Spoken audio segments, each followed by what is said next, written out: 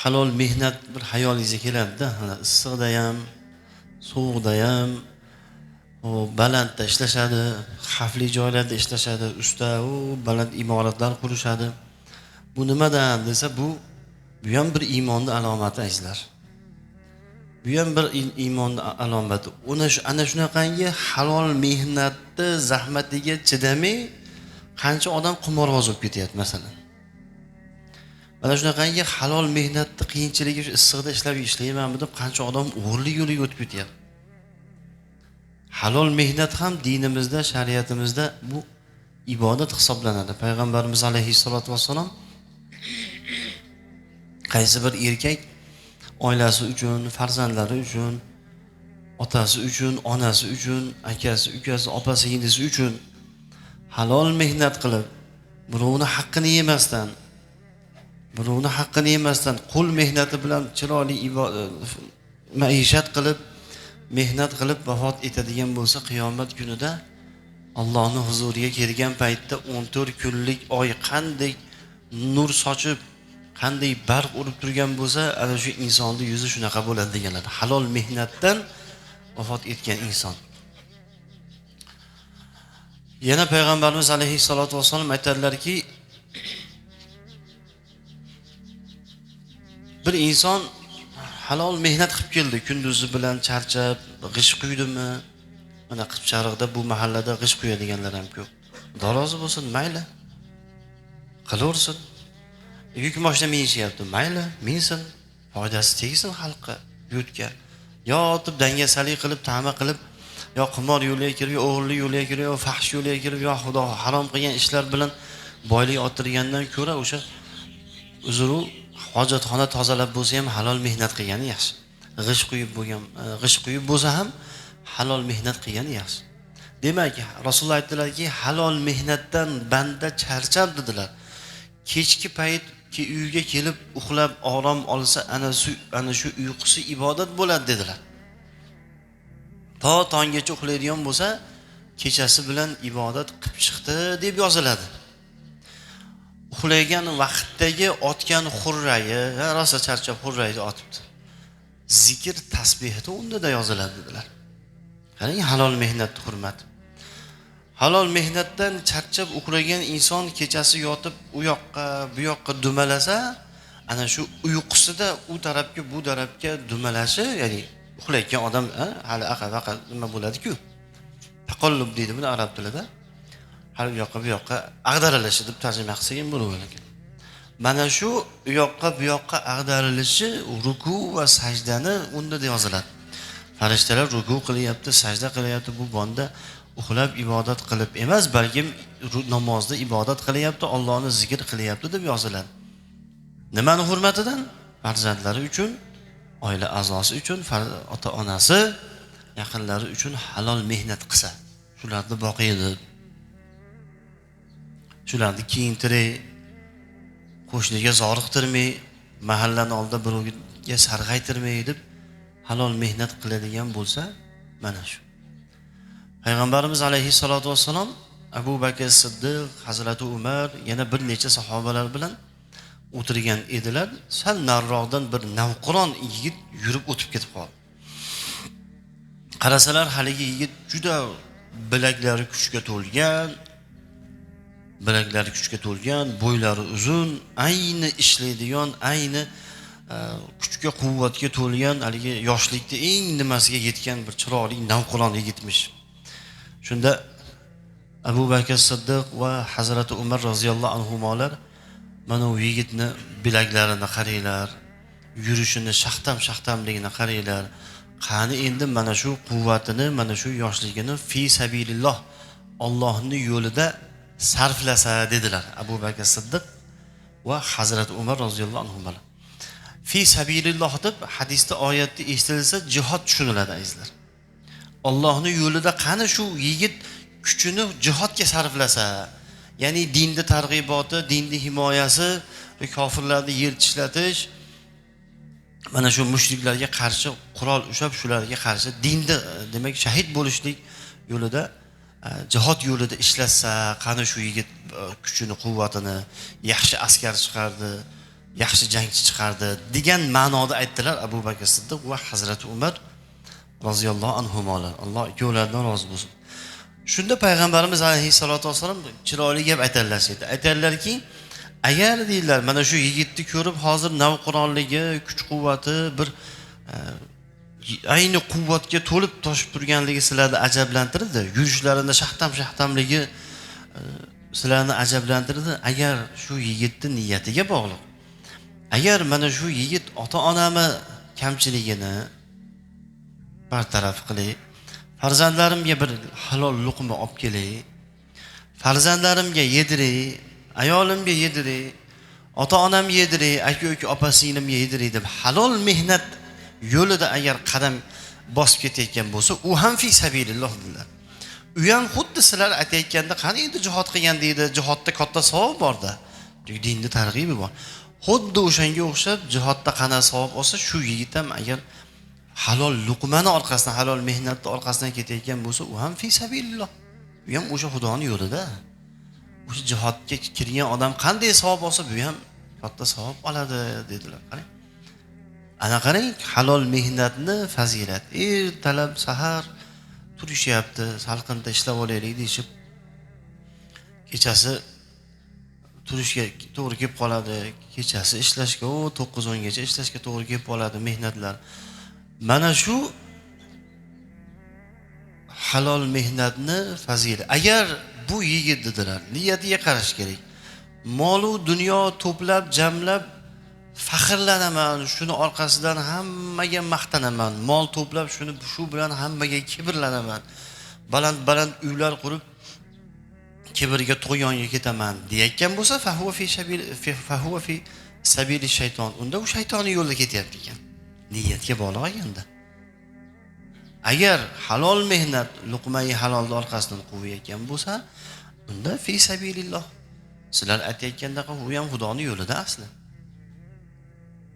Agar shaytoniy niyatda ketayotgan bo'lsa, pul to'plab shuni orqasidan kayf safo qilaman, aroq ichaman to'ygunimgacha, sigaret chekaman, nos chekaman, u qilaman, nashatni zo'rini chekaman, kayf qilaman, kayf qilish uchun ham nima kerak? Pul kerak-da. Topib maza qilib u qilaman, bu qilaman, zino, fahsh yo'liga kiraman deyotgan bo'lsa, yoki tafoxurni boshqalarga maqtanishda niyat qilayotgan bo'lsa, u shaytonning yo'lida dedilar payg'ambarimiz alayhissalatu vassalam. Demoqchimanki, mana shu Ibrojonga o'xshagan, dadalarga o'xshagan yigitlarni ko'rsam, shu halol mehnat qilayotgan, deb so'rasangiz qo'llari qattiqda. Qipchariqda ko'p bunaqa ustalar. Nima uchun qo'llari qattiq? Ular ertalabdan umri mehnatda o'tyapti. Umri mehnatda o'tyapti. Salqinda o'tirgan yo'q, optoda ishlayapti. Optoda demayapti, issiq demayapti, sovuq demayapti. Bular ibodatda. O'sha qo'lini qattiqligi hali qiyomatda ko'p ajr savoblarni olib keladi. Otam uchun, onam uchun, o'zi uchun bo'lsa nima endi? O'ynab yurib, aylanib yurib, bunaqa to'yma-to'y yursa ham qon to'yib qolar ekan odam masalanda. Shu ota-onamni ertaga bir hajga, umraga jo'natay, chiroyli kiyintirib yuray, chiroyli olib yuray deb mana shunaqangi ustalar, Xudo rozi bo'lsin, Qipchariqda bunaqangi halol mehnat qilayotgan yigitlar, ustalar, shofirlar, g'ish quyayotganlar ko'p. Alloh taolo hammalarini martabalarini Xudo o'zi ulug' qilsin. Kishini o'zini qo'lida ekan halol mehnat ham. O'sha mana u bir to'rg'am non uni rizqi bo'lsa, shu rizqni halollab yeyish ham, harom qilib yeyish ham o'zini qo'lida ekan.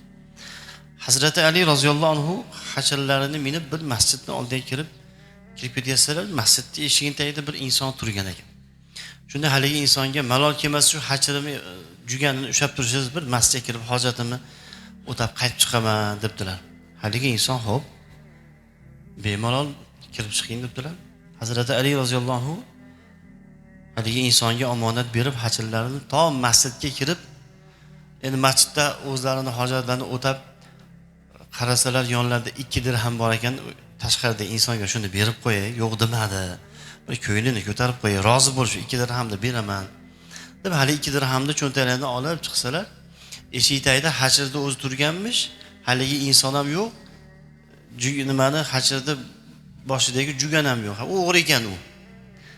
Juganni yechib o'g'irlab ketibdi. O'sha ushlab turaversa, o'zi Hazrati Ali roziyallohu anhu 2 dirham bilan chiqib ketaverlar o'zi. Hay yaramas badbaxt o'g'ri ekan u, hachirini juganni o'g'irlab ketibdi deb xafa bo'lib Hazrati Ali uylariga kelib farzandlariga men mana 2 dirhamni olib bozorga chiqib endi bitta jugan olib kelib qo'ying o'rniga. Zira Hazrati Ali o'g'illari bozoriga borsalar, haligi o'g'ri haligi juganni o'sha bozorda sotib turgan ekan. Hali 2 dirhamni berib, haligi o'zlarini juganlarini olib kelgan ekanlar. Qaytarib. Shunda qarasalar o'zlarining juganlari ekan. Ha, vaziyatni tushundilar. O'g'ri olib borib bozorda o'sha nimani sotganda. Jugan. Shunda Hazrat Ali nima dedilar roziyallohu anhu? Ha, sho'rlik banda. Sabr qilsang, o'sha 2 dirhamni halollab ham olading. Tamam, o'sha 2 dirham shu odamning rizqi edi. Lekin u inson sabr qilmadi, Xudodan qo'rqmadi. Endi o'sha dirham bordi o'sha insonga, faqat harom yo'l bilan bordi. Endi qiyomatda shunga jazolanadi u inson. Sahobalar ayniqsa bu halol luqma, ayniqsa farzandlarni halol luqma bilan boqish borasida nihoyatda haris edilar, juda ehtiyot bo'ladilar. Abu Dujona roziyallohu degan bir sahobiy bo'lgan. Payg'ambarimiz alayhissalatu vassalom bilan hamma janglarda Rasululloh huzurlarida turib, hamma mashohidlarda billa u zotning huzurida bo'lganlar. Bomdod namozini o'qib, hali bizning tilda aytganda tasbihlarga o'tirmay doim ikki tarafga salom berishlari bilan uylariga tez masjiddan chiqib qolaverar ekanlar bu sahobiy. Shunda bir kuni Rasululloh Abu Dujona to'xtatdilar. Nima uchun bomdod farzi o'qib zikrlarga o'tirmay uyingga qarab shoshyapsan deganlarida Abu Dujona roziyallohu anhu aytdilarki, "Ya Rasululloh, buni sababi shuki, qo'shnimni bir tup xurmosi o'sib, bir shoxi meni uyim tarafga qarab, men devolimdan nima bo'lib qopti. O'tib qopti. Shunda kunduzlari shamol bo'lib, boshqa bo'lib, bir ikkita dona xurmo meni uyimga tushib qolyapti. Men bomdodni o'qib tasbihlarga o'tirmay tez borishimiz sababi ittalo boriki, farzandlarim turib o'sha to'kilgan xurmodan yeb qo'ymasin. Ularni ichiga harom luqma kirib qolmasin deb ittalo borib to'kilgan bo'lsa yig'ib qo'shnimga olib chiqib beryapman" dedilar. Mana shu harom luqma farzandlarim, ahli ayollarim, o'g'il qizlarimni ichiga qoniga kirmasin deb shundan ehtiyotman dedilar. Keyin Abu Bakr Siddiq roziyallohu anhu bu voqeani eshitib, u xurmoni sotib, o'zlariga sotib olib Abu Dujonaga hadiya qiladilar. Buni qissasi uzun. Demoqchimanki, mana qarang, sahobalar, ulug'lar halol luqmaga qanaqangi e'tibor berganlar. Bir qo'shnim aytadi, "Mana qulubni qarang qor aka" deydi. Yomon pishiq deb qo'yadi, maqtanadi.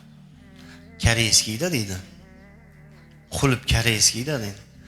U halol, harom degan narsa miyasini chetida ham yo'q. Ha, yaxshi, qayerdan olgansiz? Adresini ayting, biz ham olaylik desa, "Ya, men u bir zavodda ishlayotgan, o'sha zavoddan o'g'irlab kelganman" deydi.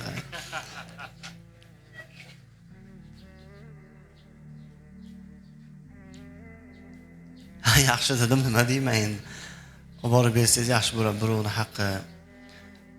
Shunaqa birovni faxrlanib aytyapti, qarang, zavoddan o'g'irlab urib kelganman o'sha yerdan.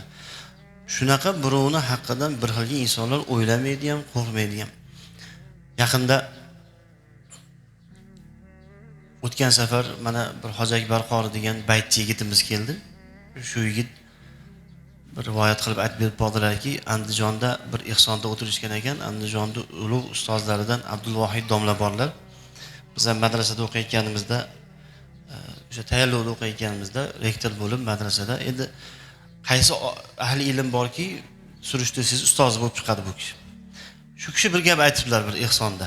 Endi kitobdan ko'rib aytadilar, u kishi aytibdilarki, odamlar birovni haqqidan qo'rqmay qoldi, bermaysanmi? Qaytarib bermaysanmi? Rozi rizochilik so'rab qo'ymaysanmi? Qiyomatga qolsa og'ir bo'ladi desa, odamlar qiyomatga qolsa qolaversin deb qoldi. Bu dunyoda bermasa bo'ldi, mayli qiyomatda. Shunda domla aytiblarki, odamlar his qilgan yo'q, qiyomatga qolsa, birovni haqqi qiyomatga qolsa nima bo'lishini his qilgan yo'q.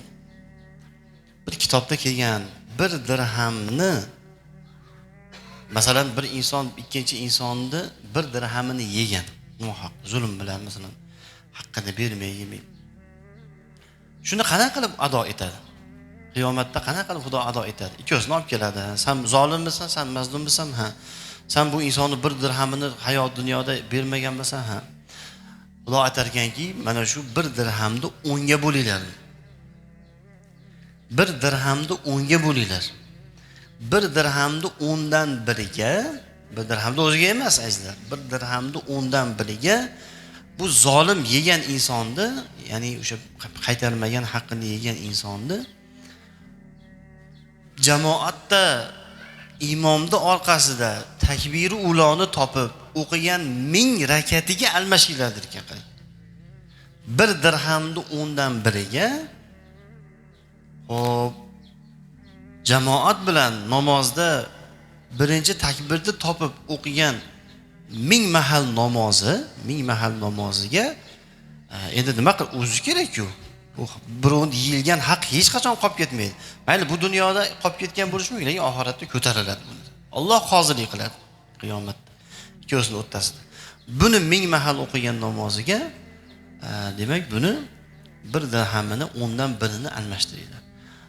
Endi o'zlar o'ylaylar-da, u hayotimiz, u odamda hayoti mobaynida 1000 mahal jamoatda imomning orqasida birinchi takbirni topib o'qigan o'zi bormikin, yo'qmikin? O'shaning uchun haligi Rasululloh hadislarini endi tushundingizmi? Tog'dek savoblar bilan keladi bir inson. Hajlar, umralar, ro'zalar, zakotlar, namozlar, hokazo.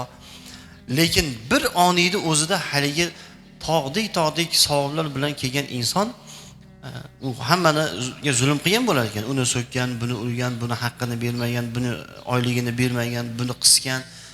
Haligi g'ulamolar o'rtasida, g'ulamo degani haqdorlar o'rtasida haligi insonni yaxshiliklari taqsimlanib hech nimasi qolmaydi.